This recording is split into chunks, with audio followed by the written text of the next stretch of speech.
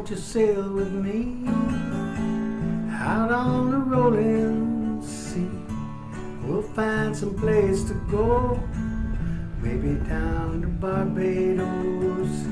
It's an island off somewhere in the middle of nowhere, sailing to freedom, you and me. This is where my new factory is, on the outer edges of Saigon. In fact, about 15 kilometres southeast of the city centre. Still largely green with wet fields, it has a myriad of waterways adjacent to many roads to feed the fields, with the houses existing on small isolated islands, just marginally built up, slightly proud of the surrounding fields. It is really a peaceful city, just a short distance from the bustling centre.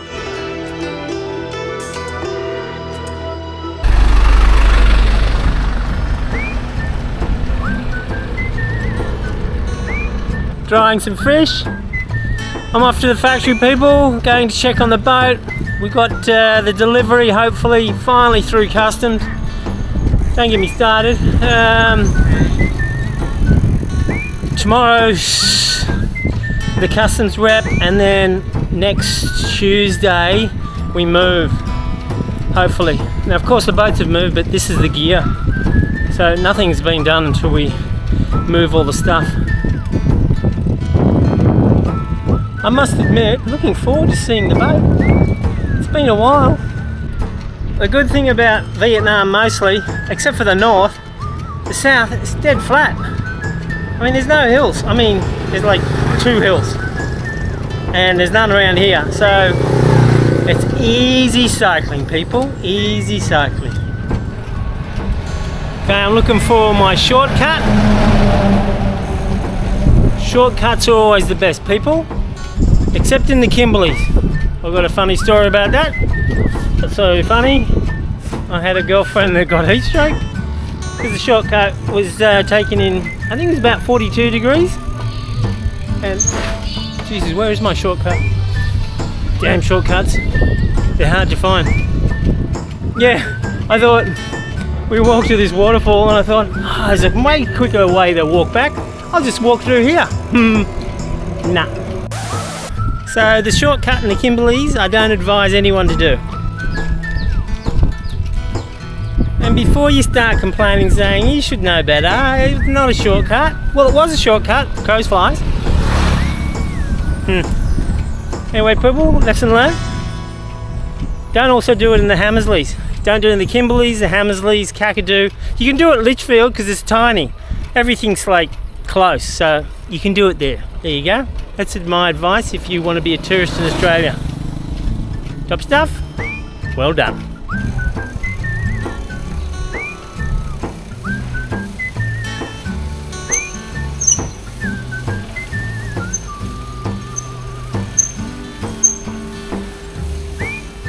Oh, baby! Well, it's not my boat.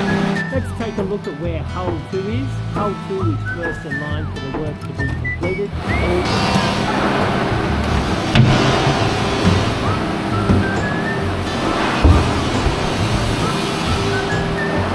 So it was in the river, but now it's up here. So maybe I didn't have to get an apartment after all. I could have just lived under it. Well, there we go. We're in a paddock.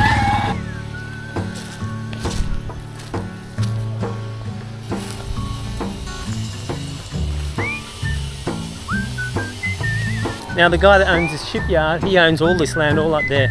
So I guess one day this is just going to be one huge mega factory. Whoa, baby!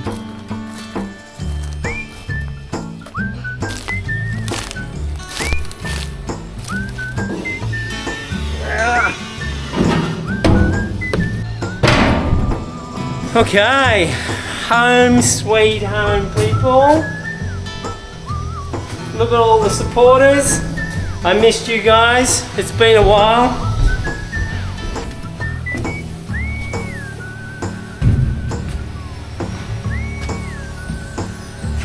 I like it. Got a bit of shade. Top stuff. Sun comes up this way. Shade in the morning. Afternoon's going to be a killer. Ah, so much of a relief, people. Within a month or two, solidly back to work, people. Whoa, baby! It looks like we are looking down the inner thighs of a fat lady wearing cheap polyester pants at the beach. Oh no, the thighs are being squeezed together. Imagine the chafe, good people.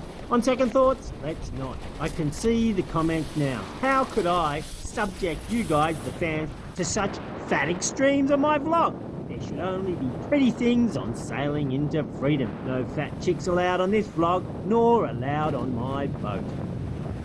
Well, there I am. Oh, and there I go. Seems we have a problem, Houston. Camera position's no good. Looks like you can only see where I've been. Let's try the other tack. No, it still sucks. If at first you don't succeed, you check that you are still sailing into freedom, check, and that this is par for the course, and then you try, and try again. Math solves all problems, people.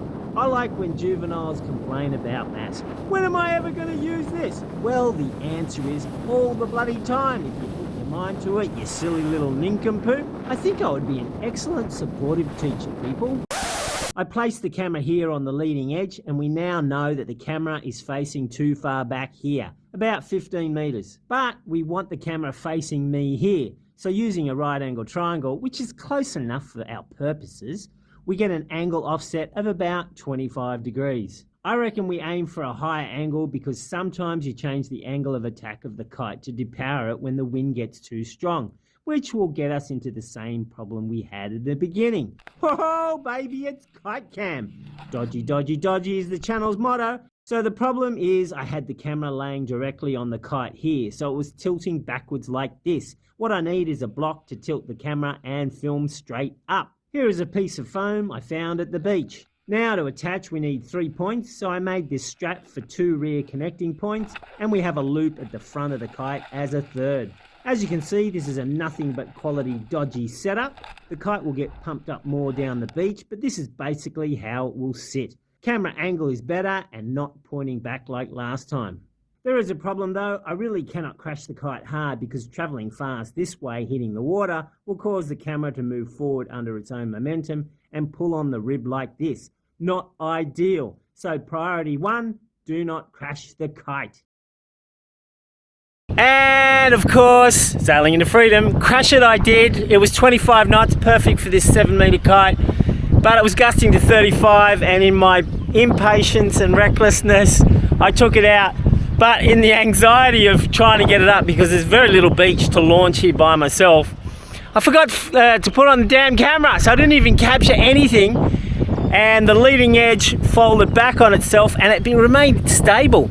So I pinched that rib, and it stuck stable, and now I've got holes in the bloody kite because where it pinched in the bladders, like a big condom, that's for the bladder, and I didn't even get the footage of it, people. And of course, once it did that, it popped like that and it stayed stable. Of course, the aerodynamics was completely crap, and then it just dragged me. Basically, I was a tea bag, boing, boing, boing. If I was close to the beach, I would have been, look, I'm lucky I came out of it. I crashed it again, it popped out, and then it was okay. But of course then the kite, deflated. I have never ever seen a kite deformed as such, so definitely no crashing again. Of course, getting munched by a wave over and over and over in the whitewash makes it a little difficult to know where the kite is or which way is up or down, so it is easier said than done.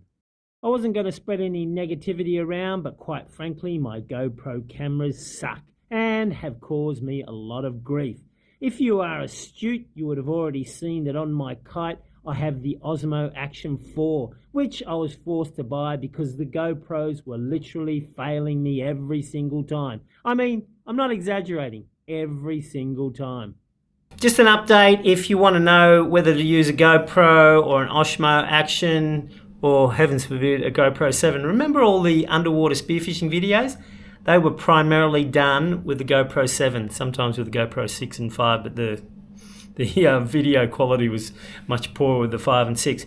But the GoPro 7 was excellent. Now, I'm not sponsored by any of these guys, and I don't have the resources to, you know, I know there's a whole bunch of action cameras out there. In fact, I actually don't know if there's a bunch of them out there, but I'm sure Gone with the Winds has gone through all of them. But just from the DJI and the GoPro perspective, why did GoPro have to change the 7?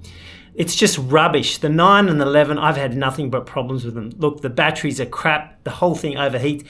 It overheats to the point the batteries swell. You can't even pull the batteries out. Now, this is just 4 batteries, but I've thrown out probably another 8, maybe 12, and they're worse than you see here.